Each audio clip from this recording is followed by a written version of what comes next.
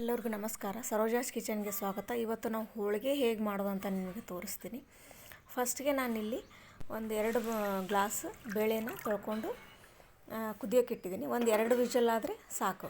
ಈ ಕಡೆ ಮೈದಾ ಹಿಟ್ಟು ಮತ್ತು ಒಂಚೂರು ಗೋಧಿ ಹಿಟ್ಟನ್ನ ತೊಗೊಂಡು ಒಂಚೂರು ಉಪ್ಪು ಹಾಕಿ ಈ ಥರ ಕಲಿಸ್ಕೋಬೇಕು. ಆದರೆ ಇದನ್ನ ಗಟ್ಟಿಯಾಗಿ ಕಲಿಸ್ಬಾರ್ದು, ಮತ್ತು ನೀವು ಫ್ರೆಶ್ ಹಾಕಿನೂ ಕಲಿಸ್ಬಾರ್ದು. ಈ ಥರ ನಾನು ಇಲ್ಲಿ ತೋರಿಸ್ತಾ ಇದ್ದೀನಲ್ಲ, ಈ ಥರ ಕಲಿಸ್ಬೇಕು. ನೀವು ಜಾಮೂನ್ನ ಹಿಟ್ಟು ಹೇಗೆ ಕಲಿಸ್ತೀರ ಅಂತ ಆ ಥರ ಕಲಿಸ್ಬೇಕು. ಈ ಥರ ಭಾರ ಹಾಕಿ ಕಲಿಸ್ಬಾರ್ದು. ಇದನ್ನು ಒಂದು 5 ನಿಮಿಷ ನೀವು ಈ ಥರ ಮಿದ್ಕೋಬೇಕು ರೀ, ಅಂದ್ರೇ ಹೋಳ್ಗೆ ಚೆನ್ನಾಗಿ ಬರೋದು. ಇಲ್ಲಾಂದರೆ ಹೋಳ್ಗೆ ಹರಿಯೋ ಚಾನ್ಸಸ್ ಇರುತ್ತೆ. ಸೊ ಈ ಥರ ಒಂದು 5 ನಿಮಿಷಗಳ ಕಾಲ ಈ ಥರ ಹಿಟ್ಟನ್ನು ಹದ ಬರೋವರೆಗೂ ಈ ಥರ ಮಾಡ್ಕೋಬೇಕು.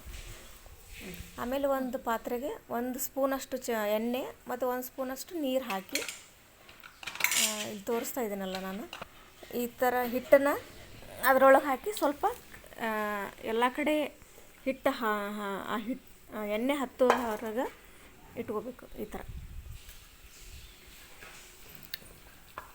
ಅದು ಎಣ್ಣೆ ಎಲ್ಲ ಕಡೆನೂ ಹತ್ಕೋಬೇಕು ಈ ಥರ. ಆಮೇಲೆ ಒಂದು ಅರ್ಧ ತಾಸು ಇದನ್ನ ರೆಸ್ಟ್ ಮಾಡೋಕೆ ಬಿಡಬೇಕು. ಇಲ್ಲಿ ಕುಕ್ಕರ್ ಸೀಟಿ ಆಗಿದೆ. ಈ ನೀರನ್ನ ಅಷ್ಟು ಬಸ್ಕೋಬೇಕು. ನೋಡಿ ಇಲ್ಲಿ ಬೇಳೆ ಯಾವ ರೀತಿ ಕುದ್ದಿದೆ ಅಂತ ತೋರಿಸಿದ್ದೀನಿ. ಆಮೇಲೆ ಸ್ವಲ್ಪ ಸ್ಮ್ಯಾಶ್ ಮಾಡ್ಕೋಬೇಕು. ಆಮೇಲೆ ನಾವು ಎಷ್ಟು ಬೇಳೆ ತೊಗೊಂಡಿರ್ತೀವೋ ಅಷ್ಟೇ ಬೆಲ್ಲನ ಹಾಕಿ ಒಂಚೂರು ಕಲಿಸಿ ಇದನ್ನ ಒಂದು 5 ನಿಮಿಷ ಕುದಿಸ್ಬೇಕು. ಅಂದರೆ ಒಂದು ಕುದಿ ಬಂದರೆ ಸಾಕು.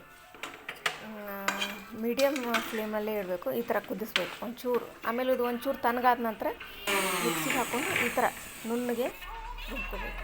ಈ ಥರ ಕಟ್ಟಿದರೆ ಉಂಡೆ ಆಗಬೇಕದು. ಆಮೇಲೆ ಇಲ್ಲಿ ತಗಡು, ಅಂದರೆ ಇದು ಹೋಳಿಗೆ ಮಾಡೋಕ್ಕಂತಲೇ ಸ್ಪೆಷಲಾಗಿ ನಮ್ಮ ಉತ್ತರ ಕರ್ನಾಟಕದ ಕಡೆ ಸಿಗುತ್ತೆ. ಇದು ಹೋಳಿಗೆ ತಗಡು ಅಂತಾರೆ ನಮ್ಮ ಕಡೆ. ಇದು ಹೋಳಿಗೆ ಅಷ್ಟೇ ಮಾಡ್ಬೋದು, ಚಪಾತಿನೂ ಮಾಡ್ಬೋದು. ಈ ಹಿಟ್ಟು ನೋಡಿ, ಹಿಟ್ಟು ಹೇಗೆ ಹದ ಆಗಿದೆ ಅಂತ ನೀವು ನೋಡ್ತಿರ್ಬೋದು. ಇಲ್ಲಿ ಈ ಥರ ಮಿದ್ಕೊಂಡು ಈ ತಗಡ ಮೇಲೆ ಎಣ್ಣೆ ಹಾಕಲೇಬೇಕು. ಎಣ್ಣೆ ಹಾಕ್ಲಿಕ್ಕೆ ಅಂದರೆ ಹೋಳಿಗೆ ಬರೋದಿಲ್ಲ. ಆಮೇಲೆ ಈ ಥರ ಸ್ವಲ್ಪ ದೊಡ್ಡದು ಮಾಡಿಕೊಂಡು ಹಿಟ್ಟು ಎಷ್ಟು ತೊಗೊಂಡಿರ್ತೀವೋ ಅದ್ರ 2 ಪಟ್ಟು ಹೂರಣ ತೊಗೋಬೇಕು. ನೋಡಿ ಹೂರಣನೂ ಎಷ್ಟು ಹದ ಬಂದಿದೆ ಅಂತ. ಈ ಥರ ರೋಲ್ ಮಾಡಿಕೊಂಡು ಯಾವ ರೀತಿ ತುಂಬುತ್ತಂತ ನಿಮಗೆ ತೋರಿಸ್ತೀನಿ. ಈ ಥರ ಹಿಟ್ಟನ್ನ ಕೈಯಲ್ಲಿ ಹಿಡ್ಕೊಂಡು, ಅಂಗೈಯಲ್ಲಿ ಹಿಡ್ಕೊಂಡು ಈ ಥರ ನಿಧಾನಕ್ಕೆ ಪ್ರೆಸ್ ಮಾಡಬೇಕು. ಈ ಥರ ಹಿಟ್ಟದು ಪೂರ್ತಿ ತಾನೇ ಇದಾಗುತ್ತೆ. ನೋಡಿ ಹೂರಣ ಒಳಗೆ ಹೋಗ್ಬಿಡ್ತೈತೆ ಅದು. ಈ ಥರ ಕೈಗೆ ಎಣ್ಣೆ ಹಚ್ಕೊಂಡಿರಲೇಬೇಕು, ಇಲ್ಲಾಂದ್ರೆ ಹೋಳಿಗೆ ಬರೋಂಗಿಲ್ಲ ರೀ. ಸೊ ಈ ಥರ ಮತ್ತೆ ನೀವು ತಗಡಿಗೆ ಇದು ಎಣ್ಣೆ ಹಾಕ್ಕೊಳ್ಳೇಬೇಕು. ಹಾಕ್ಕೊಂಡು ಮತ್ತು ಲಟ್ಟಣಿಗೆಗೂ ಎಣ್ಣೆ ಹಚ್ಚಬೇಕು, ಇಲ್ಲಾಂದರೆ ಅಂಟ್ಕೊಳ್ಳೋ ಚಾನ್ಸಸ್ ಇರುತ್ತೆ. ಸೊ ಈ ಥರ ನಿಧಾನಕ್ಕೆ ಲಟ್ಟಿಸ್ಬೇಕು. ಭಾರ ಯಾವುದೇ ರೀತಿ ಭಾರ ಹಾಕಬಾರ್ದು, ನಿಧಾನಕ್ಕೇ ಸುತ್ತಲೂ ಲಟ್ಟಿಸ್ಕೋಬೇಕು. ಈ ಥರ ಹೋಳಿಗೆ ಯಾವ ರೀತಿ ಬಂದಿದೆ ಅಂತ ನಿಮಗೆ ಕಾಣಿಸ್ತಿರ್ಬೋದು. ಎಲ್ಲ ಫಂಕ್ಷನ್ಗಳಲ್ಲಿ ಹೋಳಿಗೆ ಕಾಮನ್, ಬೇಕೇ ಬೇಕು.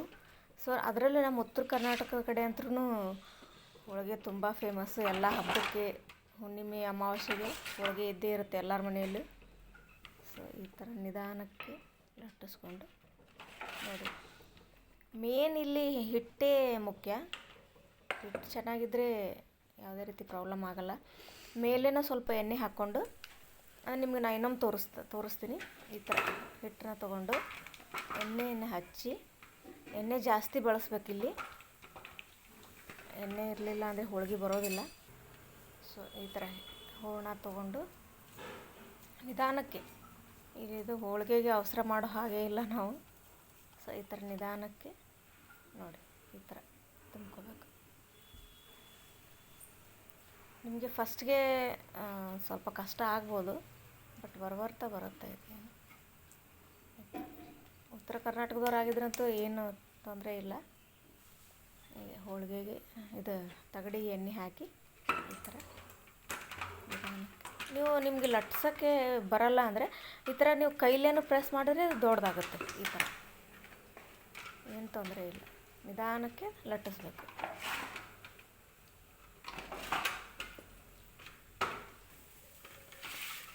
ನಾವು ಎಷ್ಟು ದೊಡ್ಡ ಬೇಕಾದರೂ ಮಾಡ್ಕೋಬೋದು. ಈ ಥರ ಹೋಳಿಗೆ ಇದ್ರೆ ಯಾರಿಗೆ ತಾನೇ ಇಷ್ಟ ಆಗಲ್ಲ ಹೇಳಿ.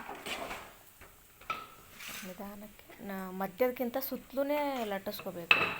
ಆಮೇಲೆ ಹೋಳಿಗೆ ಹಂಚಿಗೆ ಎಣ್ಣೆ ಹಾಕ್ಕೊಂಡು ಈ ಥರ ನಿಧಾನಕ್ಕೆ, ಒಂದು ವೇಳೆ ನೀವು ಎಣ್ಣೆ ಹಾಕಿರಲಿಲ್ಲ ಅಂದರೆ ಅದು ಹರಿಯೋ ಚಾನ್ಸಸ್ ಇರುತ್ತೆ. ಸೊ ಈ ಥರ ನಿಧಾನಕ್ಕೆ ಹಾಕಿ ಮತ್ತೆ ಎಣ್ಣೆ ಹಾಕಬೇಕು. ಸುತ್ತಲೂ ಎಣ್ಣೆ ಹಾಕಿ ಈ ಥರ ನೋಡಿ, ಈ ಥರ ಬೇಯಿಸಾಕಬೇಕು. ಚೆಂದಾಗ ಬೇಯಿಸ್ಬೇಕು ಅದನ್ನ. ಇನ್ನೊಂದು ತೋರಿಸ್ತಾ ಇದ್ದೀನಿ ಇಲ್ಲಿ ನೋಡಿ ಯಾವ ರೀತಿ ಬಂದಿದೆ ಅಂತ ಹೋಳಿಗೆ ನೋಡಿ. ತುಂಬೋದನ್ನ ನಾನು ಇನ್ನೊಂದು ಸಲ ತೋರಿಸ್ತೀನಿ ನಿಮಗೆ. ಫಸ್ಟ್ಗೆ ಕಲ್ಕೊಳೋರಿಗೆ ಇದು ಸ್ವಲ್ಪ ಕಷ್ಟ ಅನಿಸುತ್ತೆ, ಬಟ್ ಬರ್ತಾ ಬರುತ್ತೆ, ಏನು ತೊಂದರೆ ಇಲ್ಲ. ಆಮೇಲೆ ಇದನ್ನ ಈ ಥರ ಹೊಳಿಸಿ ಹಾಕು.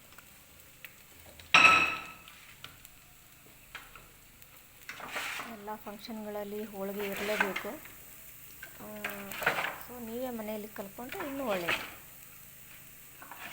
ಮಕ್ಕಳನ್ನು ತುಂಬ ಇಷ್ಟಪಟ್ಟು ತಿಂತಾರೆ ಇದನ್ನ. ಸಿಹಿ ಇಷ್ಟಪಡೋರಿಗೆ ಇದು ಬೆಸ್ಟ್ ಅಂತ ಹೇಳ್ಬೋದು. ಆರೋಗ್ಯಕ್ಕೂ ಒಳ್ಳೆಯದು ಬೇಳೆ. ಸೊ ನೀವು ಮೈದಾ ಇಷ್ಟ ಇಲ್ಲ ಅನ್ನೋರು ಗೋಧಿ ಹಿಟ್ಲೇನೂ ಮಾಡ್ಬೋದು ಈ ಥರ ನೋಡಿ. Thank you.